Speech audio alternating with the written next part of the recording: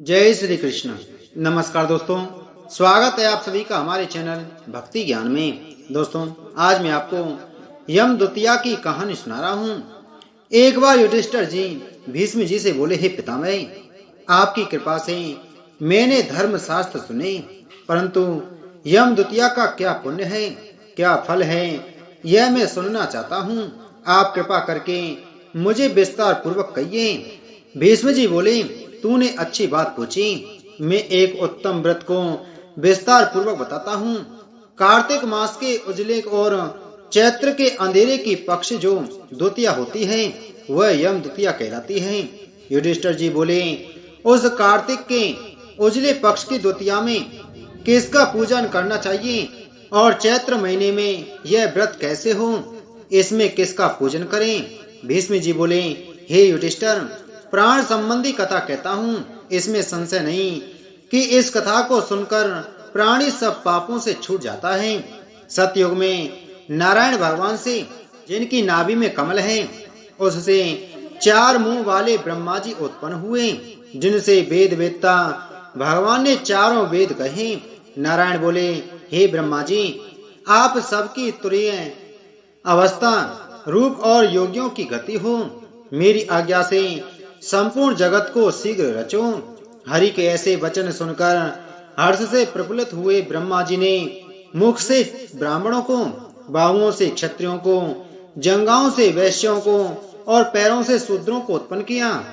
उनके पीछे देव, गंधर्व, दानव, राक्षस, सर्प, नाग, जल के जीव, स्थल के जीव, नदी, पर्वत और वृक्ष आदि को पैदा कर मनु जी को पैदा किया। इनके बाद दक्ष प्रजापति जी को पैदा किया और तब उनसे आगे और सृष्टि उत्पन्न करने को कहा।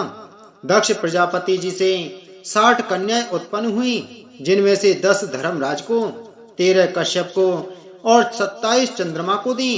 कश्यप जी से देव, दानव, राक्षस, इनके सिवाय और भी गंधर्व, पिशाच, गौ और पक्षियों की जातियां पैदा हुई। धर्मराज को धर्म प्रदान जानकर सबके पितामह ब्रह्मा जी ने उन्हें सब लोगों का अधिकार दिया और धर्मराज से कहा कि तुम आलस त्याग कर काम करो। जीवों ने जैसे जैसे शुभ व अशुभ कर्म किए हैं, उसी प्रकार न्याय पूर्वक वेद शास्त्र में कही विधि के अनुसार कर्ता को कर्म का फल दो और सदा मेरी आज्ञा का पालन करो। ब्रह्मा जी की आज्ञा सुनकर बुद्धिमान धर्मराज ने हाथ जोड़कर सबके परम पूज्य ब्रह्मा जी को कहा, हे प्रभु, मैं आपका सेवक निवेदन करता हूँ कि इस सारे जगत के कर्मों का विभाग पूर्वक फल देने की जो आपने मुझे आज्ञा दी है, वह एक महान कर्म है।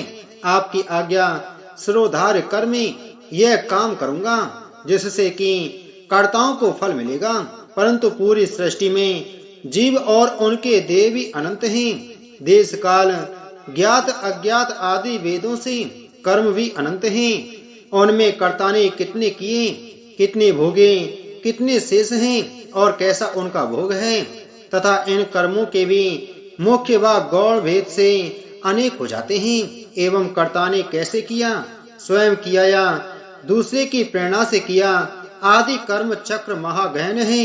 अतः मैं अकेला किस प्रकार इस भार को उठा सकूंगा, इसलिए मुझे कोई ऐसा सहायक दीजिए जो धार्मिक, न्यायी, बुद्धिमान, शीघ्रकारी, लेख कर्म में विज्ञ, चमत्कारी, तपस्वी, ब्रह्मनिष्ठ और वेद शास्त्र का ज्ञाता हो। धर्मराज के इस प्रकार प्रार्थना पूर्वक किए हुए कथन को विधाता सत्य जान मन में प्रसन्न हुए और यमराज का मनोरथ पूर्ण करने की चिंता करने लगे कि उक्त सब गुणों वाला ज्ञानी लेखक पुरुष होना चाहिए, उसके बिना धर्मराज का मनोरथ पूर्ण न होगा। तब ब्रह्मा जी ने कहा, हे धर्मराज, तुम्हारे अधिकार में मैं सहायता करूंगा। इतना कह ब्रह्मा जी ध्यान मग्न हो गए। उसी अवस्था में उन्होंने 1000 वर्ष तक तपस्या की। जब समाधि खुली, तब अपने सामने श्याम रंग, कमल नयन, संग की सी गर्दन, गुण सिर, चंद्रमा के समान मुख वाली, कलम, दवात और पानी हाथ में लिए हुए, महाबुद्धि, देवताओं का मान बढ़ाने वाला, धर्माधर्म के विचार में महाप्रवीण लेखक, कर्म में महाचतुर पुरुष को देख उससे पूछा कि तू कौन है? तब उसने कहा, हे प्रभु, मैं माता पिता को तो नहीं जानता, किंतु आपके शरीर से प्रकट हुआ हूँ, इसलिए मेरा नामकरण कीजिए और कहिए कि मैं क्या करूं।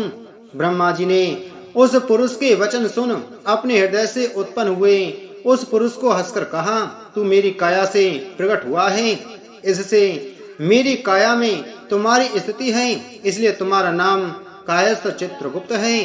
धर्मराज के पुर में प्राणियों के शुभ कर्म लिखने में उसका तू सखा बने, इसलिए तेरी उत्पत्ति हुई है।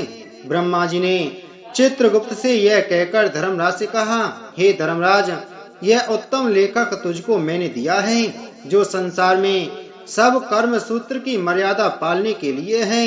इतना कहकर ब्रह्मा जी अंतर्ध्यान हो गए। फिर वह पुरुष चित्रगुप्त कोटि नगर को जाकर चंड प्रचंड ज्वालामुखी काली जी के पूजन में लग गया। उपवास कर उसने शक्ति के साथ चंडिका जी की भावना मन से की। उसने उत्तमता से चित लगाकर ज्वालामुखी देवी का जप और स्तोत्रों से भजन पूजन और उपासना इस प्रकार की, हे जगत को धारण करने वाली, तुमको नमस्कार है। महादेवी, तुमको नमस्कार है। स्वर्ग मृत्यु पाताल आदि लोक लोकांतरों को रोशनी देने वाली, तुमको नमस्कार है। संध्या और रात्रि रूप भगवती, तुमको नमस्कार है। श्वेत वस्त्र धारण करने वाली सरस्वती, तुमको नमस्कार है। सत रज तमो गुण रूप देव गणों को कांति देने वाली देवी, हिमाचल पर्वत पर स्थापित आदि शक्ति चंडी देवी, तुमको नमस्कार है। उत्तम और न्यून गुणों से रहित वेद की प्रवृत्ति करने वाली, 33 कोटि देवताओं को प्रकट करने वाली, त्रिगुण रूप निर्गुण गुण रहित गुणों से परे गुणों को देने वाली, 3 नेत्रों वाली, 3 प्रकार की मूर्ति वाली, साधकों को वर देने वाली, दैत्यों का नाश करने वाली, इंद्र आदि देवों को राज्य देने वाली, श्री हरि से पूजित देवी, हे चंडिका, आप इंद्र आदि देवों को जैसे वरदान देती हैं, वैसे ही मुझको वरदान दीजिए। मैंने लोगों के अधिकार के लिए आपकी स्तुति की है, इसमें संशय नहीं है। ऐसी स्तुति को सुन देवी ने चित्रगुप्त जी को वर दिया। देवी जी बोली, हे चित्रगुप्त, तूने मेरा आराधन पूजन किया, इससे मैंने आज तुझको वर दिया कि तू परोपकार में कुशल अपने अधिकार में सदा स्थिर और असंख्य वर्षों की आयु वाला होगा।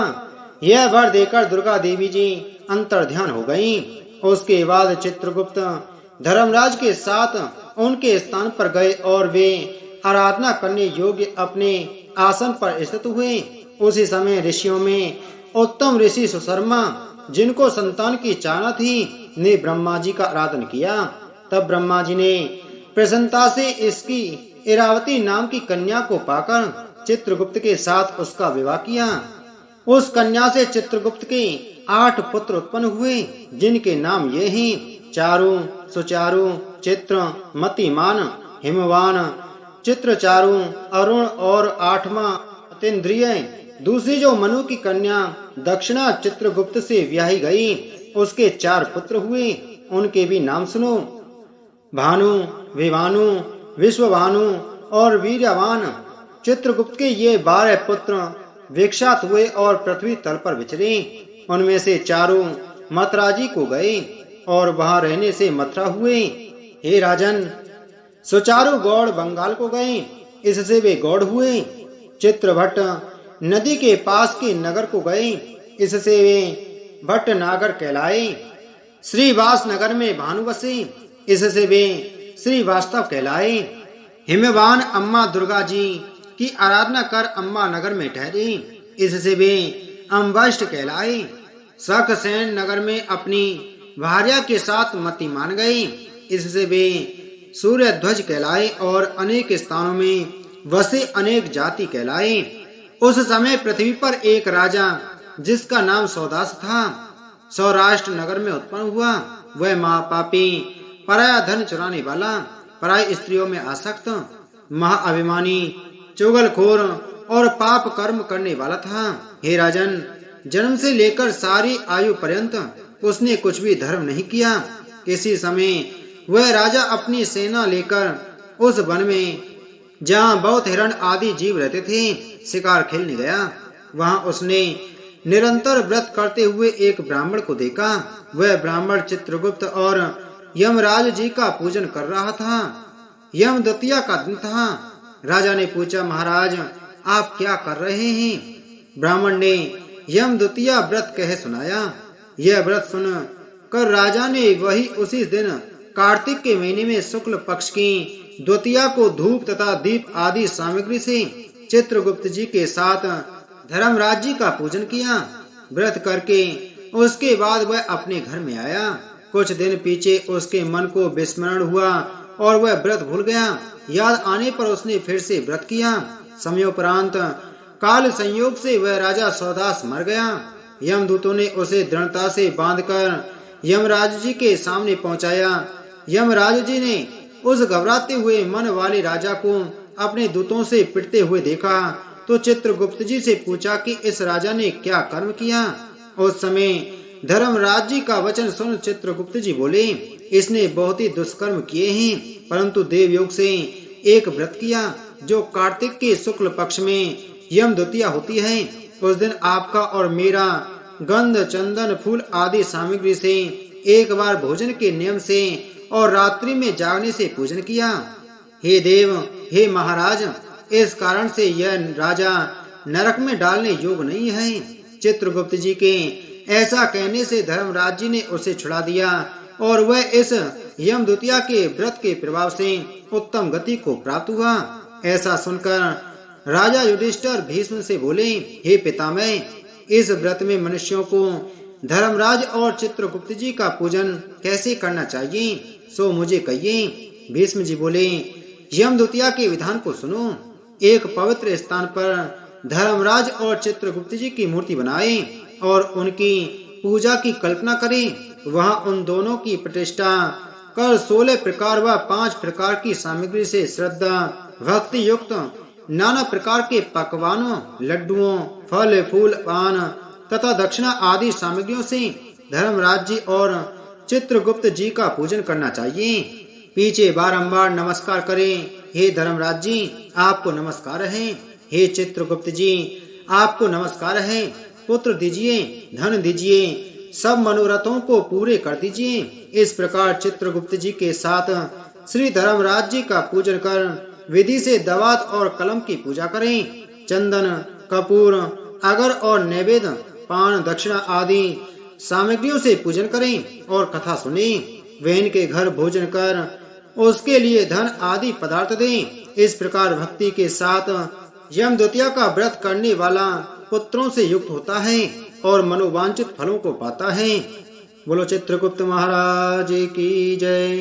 बोलो धर्मराज जी भगवान की जय।